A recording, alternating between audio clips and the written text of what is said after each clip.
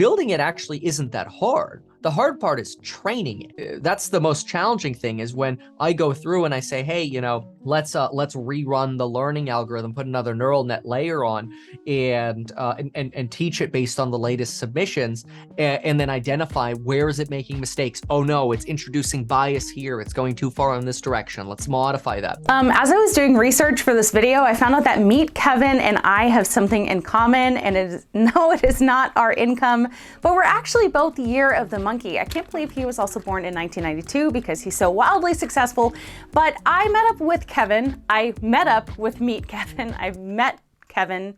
I meted him. Oh my gosh, I met Kevin during the TeslaCon back in April, and I talked to him briefly. I did a little interview to get his reaction for Cyber Rodeo, but I wanted to connect with him again to ask him some more questions about Tesla, about some of these new housing developments that I have been covering on my channel. So I'm so glad that he was able to spare us some time. Here is my conversation with Meet Kevin. Let's talk first about how bold you have to be to go all in to start your own company like you're doing right now. Yeah. Oh, wow. Thanks for asking about it. It's kind of crazy because, I could just make a few videos a week and just kind of chill and go retire. But, I've always, since I was like 18 years old, had this vision and dream of, I want to start a real estate company. I really just love real estate. I want to do this at scale throughout America. And so this is just part of the life's mission, is growing HouseHack. And we've got this cool opportunity now where when people go to househack.com, they can be a founding investor in the company, one-to-one valuation. And we're really excited about it. We're going to buy fixer-uppers, rent them out, and then we'll do really cool things after that, whether it's short-term rentals or selling slices of the company or the properties to syndications. And that things get a lot more complicated down the road. But the goal one day is to ring the bell. And that's also one of the dreams. So I'm really excited. As we know, September 30th is Tesla AI Day 2. I mean, everyone's pumped on that. And you're using AI not just as a flex. So explain why this is becoming so important and why it's especially important for HouseHack. Yeah, so the biggest thing about real estate, and I think it's why you're seeing companies like Open Door and Zillow suffer, is real estate. In order to value real estate, you really have to understand it from the point of view of a buyer and a seller. A lot of people try to use cost per square foot or metrics that they learn from business school sitting behind a computer, and it just doesn't work. Real estate is street by street. It's neighborhood by neighborhood. It's really difficult to value much more than just like Zillow or Redfin. And I think that's why Zillow got out of the business of trying to flip homes. And we're not going to flip homes either. We're going to buy good deals and then rent them out. But a lot of AI that companies say they have in real estate is really just sorting software that they just run some filters, right? So what we decided to do was go from a completely different direction. We know that a house that has, for example, shag carpet from the 70s, but dual paned windows and brown kitchen cabinets, we know that that house, just by looking at one picture, has a really high likelihood of being occupied by somebody who spends, generally an older demographic, generally spends a lot of money on expensive stuff for the house, like new windows, plumbing, electrical systems, the roof, but spends very little money on things like carpet and the kitchen. And when they do that, what they're actually doing is just handing somebody else in the future a check, because that house is not going to sell for market value. It's going to sell for a big discount. All someone has to go do is paint, carpet, kitchen, bath, and that person did all the expensive stuff, the roof, the windows, the plumbing, the electrical, right? Right. So what we're doing is we're trying to teach AI to identify exactly that and then score properties based on visually how likely they are to have those characteristics. And so they get scored 1 to 100. And then I manually look at the ones that I look at all of them because I want to check for false positives and false negatives. But and then we can correct the AI. But the goal is really to go into a market and say, run the algo in Austin, Texas. Give me all properties first that have that potential. That way, I'm the fastest to the deals, but I'm also spending the majority of my time looking at properties that actually have the potential to be below market value rather than spinning my wheels looking at every single listing. So this company's going to be really dedicated to, well, I'm going to have to be very dedicated to this company when we start creating it and expanding it. And anything we can do to save not only my time, but then the people that I train and their time will be critical. And I think this app is exactly that. So we're excited about that. That sounds like a really big undertaking. I mean, how big is your team working on this AI aspect? It's actually really small because we've been working on it since I think we started the idea in 2018 for this, and I'm not exactly sure what backbone they're using, but basically it updates every year. The backbone of it updates, so we're getting the latest in computer vision technology with our own sort of neural net trained on top of this architecture. And what's really neat is building it actually isn't that hard. The hard part is training it. And so that's the most challenging thing is when I go through and I say, hey, let's rerun the learning algorithm, put another neural net layer on and teach it based on the latest submissions and then identify where is it making mistakes. Oh no, it's introducing bias here. It's going too far in this direction. Let's modify that. And so that's really the process. Surprisingly, that's not labor intensive for like a bunch of engineers. If anything, that's labor intensive for me because I'm sitting labeling. Right. Well, and I mean, obviously, if you look at something like FSD, this is just such a complex thing to teach, which kind of segues, again, we're not going in order, but do you think that getting FSD right now with the current price hike is worth it? For most people, I'd say probably not. I mean, I like the standard autopilot that you could use on the highway, and that works pretty well. I think that's good enough for most people. I think, first of all, it's really stressful if you're trying to like get on the FSD list because you're constantly worried about your safety score. Someone cuts you off, it ruins your day because your safety score went down. It's surprisingly stressful. I mean, I went through the stress for 8 months and then I just turned off my beta. I'm not, or the request for the beta because I don't have the beta. I'm like, I'm not interested. They clearly didn't establish clear policies, which was very frustrating because I hear rumors from inside Tesla that, oh, you have to drive at least X miles per month, and I don't. And so maybe here I am stressing out about the safety score. I'm never going to get it anyway. But right. I was just in a safety score or a beta vehicle. What was it? Last week in Vegas, they had the beta. It's not there yet. I mean, nobody's expecting it to fully be there, but most stop signs, you'll just take over and drive yourself, right? Certain areas where there are bike lanes or anything that's not like super obvious, it's like, yeah, okay, yeah, no, we'll be taking over. So there are little funny things like that on city streets, making turns. It's very slow at the red lights for turning right. It really likes green lights. That was just my experience. So but I will tell you, it's better than anything else that exists out there. I mean, Tesla's way ahead of the competition, right? I would never bet against Tesla. But would I tell somebody, oh yeah, spend the $5,000 now or whatever the difference is now to get FSD? No, in fact, what you should do is, not financial advice, but I would rather see somebody take that $5,000 and throw it into Tesla stock. Yep. Well, and it's $15,000 now. So I think. Oh, so the difference between the enhanced, what is that? Yeah, because you want that. Like you want it on the highways and stuff if you're going to have a Tesla. Right. Or just don't buy the car and just buy the stock. Exactly. I did a video about the Tesla solar roof. That thing got like 150,000 views in less than 2 weeks. People are really interested in it. Wow. Do you think it's a worthy investment? No, it's terrible. It's a complete ripoff. It's like... It's so dumb. I just re-roofed a property for like $15,000 and it's not like, and that's, I think in my entire career, I've put out of all of my properties, at least out of 27 properties, I've done one roof in 11 years. And most people, they don't need a new roof. They look at their home and they're like, oh, well, that roof will last longer. Let's get it. Or it looks cool or it's sexy or whatever. Hey, that's great. Like, but just know what you're doing. You're buying it because you want it, and that's fine. But would I ever like put this thing on a rental property, or could I ever have my real estate company HouseHack buy this? Oh God, no. I mean, with HouseHack, it's even questionable as if it makes even sense to buy solar, and the odds are it doesn't, because that's, tenants don't understand. Oh, it has solar, my electricity bill is going to be lower, even though it'd be a better deal for them. They don't understand that yet. At some point in the future, they will. But the market economies for that roof, I think, is a substantial overpayment for you could just put panels on. Okay, so panels maybe depending on the circumstance, but Yeah, not panels I actually think are a really good idea for people who have more than a $200 to $300 electricity bill. See, the cool thing about electricity, well, and the not cool thing about it is you have to pay it with after-tax dollars for your home, unless, maybe you operate a business out of your home and then maybe like 10% or whatever is a business write-off. But most of your electricity bill you pay in after-tax dollars. So let's say you have an electricity bill of $200. Well, and then you're in California where the tax rate is 50%. You have to go earn $400. So I have to go work, if I'm making $40 an hour, I have to go work a 10-hour shift, pay my $200 in taxes, and then I have $200 left over to pay the electricity bill.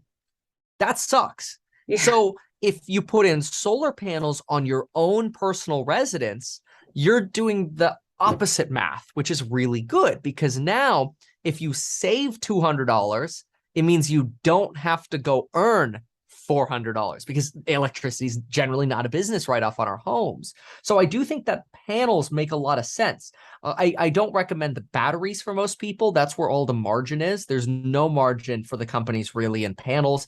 Margins are in inverters and batteries, and the solar roof, the Tesla solar roof. Huge margins. So I would go to a local solar company or even Tesla, quote it out and compare, who can put solar panels on my house. And you don't even have to go from $200 to zero. You probably only have to go from $200 to like $50, right? And that generally is a good investment, probably a 4 to 5 year break even. Okay. I like how you had a very obvious opinion on that right away. That's good. You thought about Sorry, it. I tend to want a lot of things. It's bad because then some people don't like me. Okay, you also brought up Austin real estate, and I've been to Austin and also Starbase Brownsville area a lot in the past year. Have you considered investing in these places where the future is being built? Either one. Yeah. In which absolutely. Which are you more interested in, or can you speculate? Either.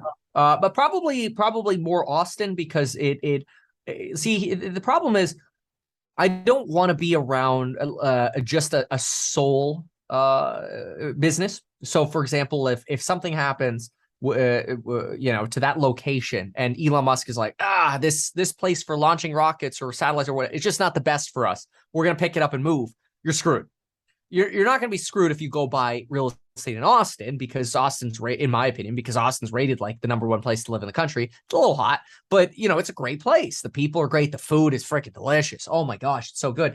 If I could just, like, if Elon Musk said we're going to build gigafactories in Texas and in another one in California and one in Vegas, let's say, I'd just go follow those. Absolutely. That would be a big consideration. Absolutely follow those. Where do we think the next Gigafactory will be? Have you thought about that? I heard some rumor that maybe it'd be Canada. I don't think they're going to do something like Germany again, because gosh, they've gotten so much grief over there and now they're not doing their expansion.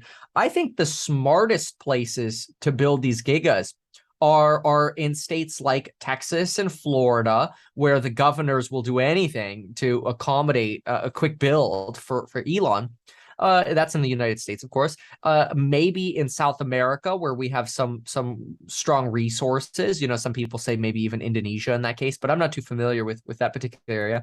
But if I was going to be over in Asia, I mean, China is going to get through this economic disaster they're going through, and you could get probably some pretty darn cheap labor right now on construction, because nobody's building in China because you've got this massive real estate crisis. This is probably one of the best times to just go look at China and go, yeah, let's just build 5 gigafactories all throughout different parts of China, because there's so much available labor. The government would love us to come in and support the economy. The government is stimulating with cheap interest rate. I mean, come on, like, everything's perfect. We could get gigafactories up so quickly and ship them all across the world. Shipping costs are coming down. That would be a 200 IQ move, in my opinion. But I'm sure there's a lot more that goes into it that I don't see. Why do you think Tesla is the standout to survive the recession?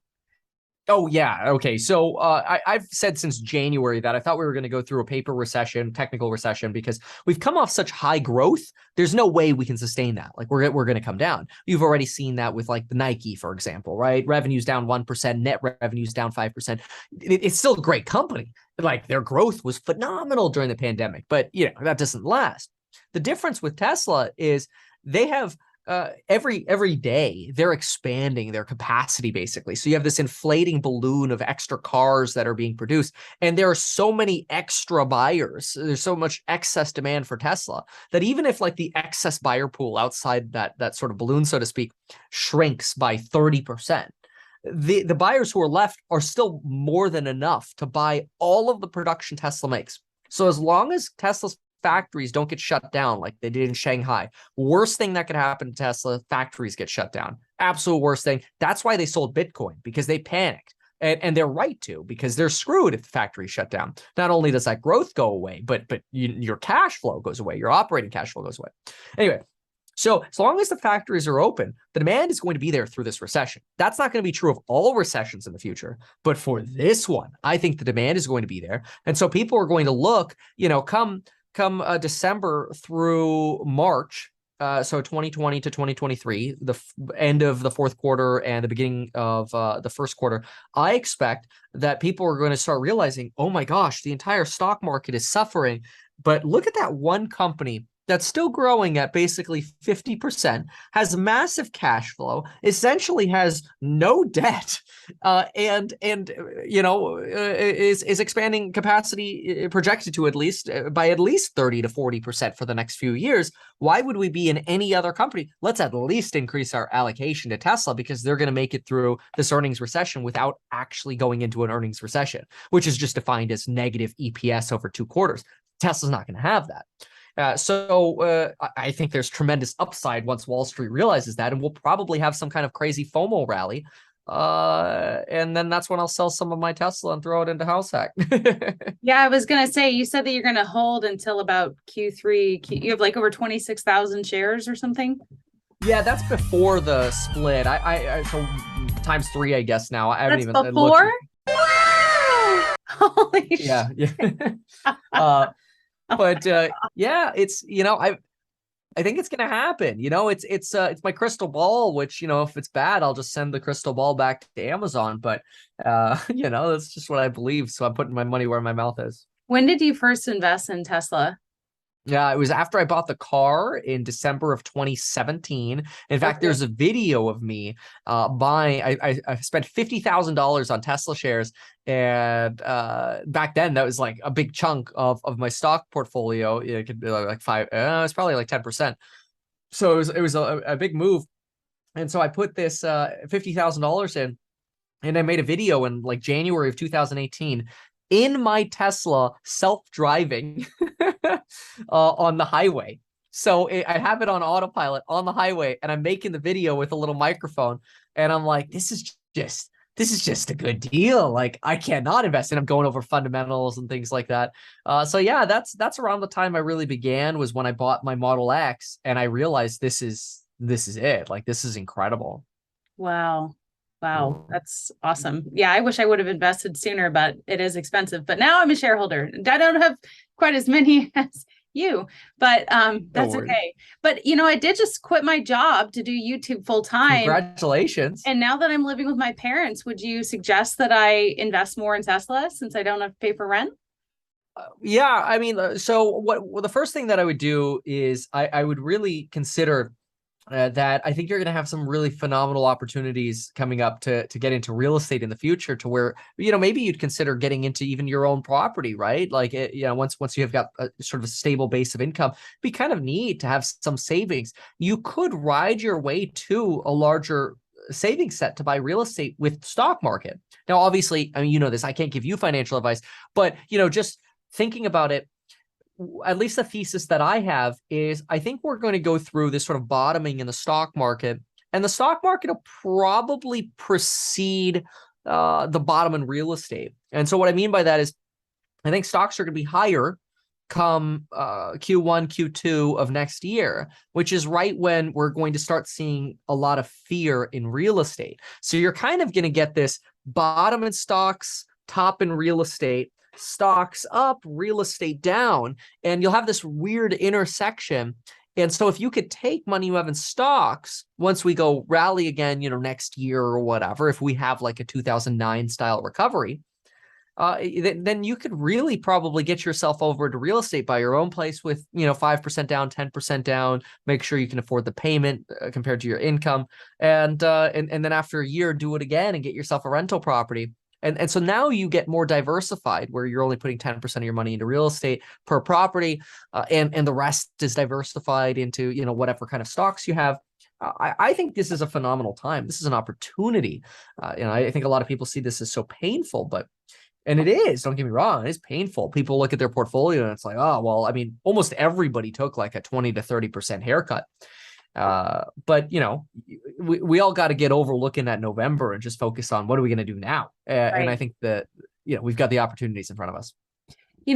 Most of my channel is focused on SpaceX and Tesla, but I have made some videos about Boxabl and New Communities, which is being developed as a modular housing development in Austin. And those have received a ton of interest. So I want to know if you're familiar with either of those. The foldable houses, the goal is to make one every 10 minutes.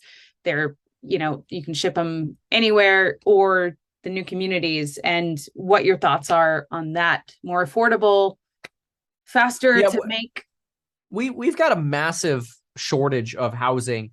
And so we need more homes. There's no question of that. California needs more homes. Texas needs more homes. Everybody needs more homes. And manufactured housing is not new. Every mobile home from the 50s, 60s, 70s, 80s, those are all manufactured homes. Beyond mobile homes, though, you also have manufactured homes that are on permanent foundations, and they're assembled in a factory. They come on a flatbed with their walls, and you stand them up, stick them together, and now you have a manufactured home where it's already got the walls, the wallpaper. Back in when they used to do wallpaper, everything's already in, the plumbing set. So manufacturing homes is not a terrible idea, and it's an idea that's been around for decades. The problem is it doesn't become that much cheaper when you actually compare to just site building a home. Maybe the building process can be a little simpler because you have you have standard permits, but you still have to dig a sewer line. You still have to dig the electrical line. You still have to dig the water lines and hook these utilities up. You still got to pour a foundation. On a Boxabl, you still have to get a roof. You have to stucco the outside. So really, what are you saving? Okay, well, you're saving the inside, which is actually the easy part. Framing a house out doesn't take that long. So I'm skeptical that the net cost of building, let's say, a 300 square foot unit is actually going to be substantially lower with a Boxabl versus just stick building it on the site. I don't believe it's likely. I hope they can figure it out, because we need more housing, but it's not something that I would personally be investing in. I'll go buy stick built houses. But they may be a little quicker. Yeah. So I think where you will be quicker is in the regulatory approval processes. I think that's a really good opportunity because, you do a site built home, you might have to go through a lot more of a planning process, because the city will come back and say, hey, well, we've got questions, we want to clarify this or that or whatever. If they've gone through the Boxabl plans 27 times, it's like, oh, another one of these. Okay, well, that's easy, So certainly with city permits, it's quicker. With actually constructing it, yeah, I mean, sure, some parts are going to be quicker, right? Your walls will go up quicker, and you'll have some interior elements already there, some electrical, some plumbing, I think, already there. Although I'm skeptical how much time that'll actually save and money that'll save, given given it's not that hard to frame out a house and run the especially a 200 or 300 square foot square. So I don't know. I mean, sure, you're probably looking at, the Boxabl expands. You get that thing set in a couple days. It obviously expands in minutes. You've seen the time lapses, but then you bolt it and everything. You probably do that pretty quickly. I don't know. Maybe you're saving a few weeks, 3-4 weeks, but how much of a premium are you paying for that? I don't know. I don't think that's been determined yet. So I'm excited for them, but I'm not very optimistic. Interesting. I did see in one of your recent videos, you have your mic in the airport. Are you just always working? Oh, yeah, kind of. I don't actually have my backpack close to me right now, but yeah, usually I just keep that because, you go to noisy places sometimes, and that mic at least helps cut down a lot of noise. I still heard the stupid announcements, but I was hoping. Oh, I love it. It's great. It's like, you're literally like you're working wherever, and I'm surprised you're not distracted by the announcements. But yeah, I mean, you have what, over 2 million subscribers on YouTube? Yeah, almost there, knocking on the door of. Is that nuts? Yeah. Is Yeah, it that is. crazy? It's exciting. I just, I don't know. Every day, my big focus is, hey, I'm gonna put out the best videos that I can. And for me, I really like more raw style commentary. Yeah, I would rather do more content than like less, like super edited and that. I'm not trying to convince somebody based on editing. I'm just trying to share perspective. Hey, here's my opinion on this. Say it's kind of much like what we're doing now. Like, there might be a lot of people who are like, oh, I invest in Boxabl. I never thought about some of those things. And hey, great. But they may also say, oh, that guy's an idiot. He's making fun of my investment. Like, this is so much better. Fine. That's fine too. So, yeah, I don't know. It's the So internet. I just surpassed 50,000 subscribers, Nice. which is nothing compared to you. But, with more exposure, I've started to get some haters and, some people recently calling me fat. And that's really affected me mentally. I'm curious to you, like, how do you deal with, you're human and you do deal with like a lot of people that aren't nice. There's a lot of people that love you, but a lot of people that don't like you. How do you deal with that? Oh, yeah. Yeah, it's challenging, especially because there are going to be people who say things that are completely untrue as well, and that's probably the worst. Like, it's one thing if somebody's like, "Oh, Kevin's face is really punchable," it's like, okay, yeah, maybe it is, and a lot of people are like, "Oh, when I first met you, I wanted to punch you, but now I love you." I don't know. It's like, some people are the opposite, where it's like you love them like immediately, and it's like, oh, dang, I wish I had that. Maybe I don't. So it's like if somebody says that, it's like, okay, yeah, whatever, kind of just your generic run-of-the-mill hate comment. Yeah, I think when it really hurts is when people say things that are untrue and that are just a lie, and then you feel like, oh my gosh, I have to respond to this, because what if somebody believes that? And it makes your head spin with just like, oh, why are people like this? Like, why are they so mean, basically? And usually what it comes down to is they're miserable. It's a reflection of their own lives, right? Like, I don't know very many happy people who get off on the idea of going on the internet and leaving hate comments. It's really sad. So my heart kind of goes out to them, because they got to have a miserable life. Now, that doesn't make it feel better. I still feel sad about it when people leave hate comments. I think the biggest like practical thing that I've done recently is I've really stopped caring to go in the comments. And what I did back in 2020 during the stimulus days is I had haters then too. And the funny thing is, I would upload a video and I post it and I go, okay, I should read the comments. And then I convinced myself, I'm like, no, don't read the comments.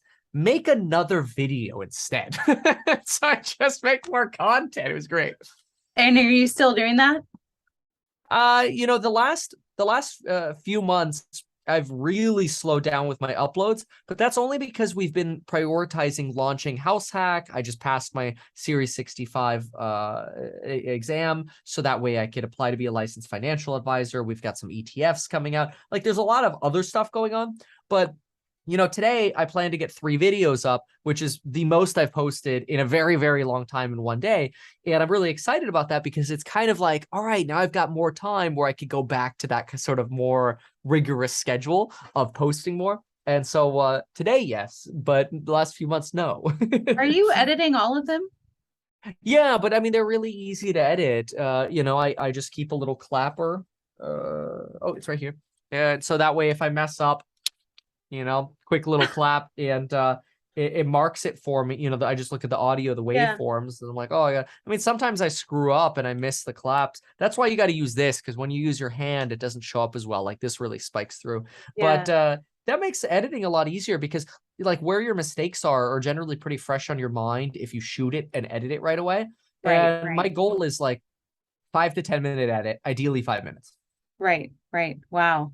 Dang, I thought you had like a whole team and everything. You're just nobody's touching my videos right now. It's great. And honestly, it's way less stressful. Like, I hate the pressure of somebody like, oh, I did all this research, when are you going to make a video on it? And I'm like, I don't really feel like making a video right now. And then they just look at me like, I just did all this research. Yeah. What do you mean? I'm like, it turned it too much into a job of like being obligated to do, to talk about somebody else's research or to work with an editor or whatever. It's just like, I'm just not going to do it. You must be really passionate about making the videos, because it doesn't seem like you have to do it for income.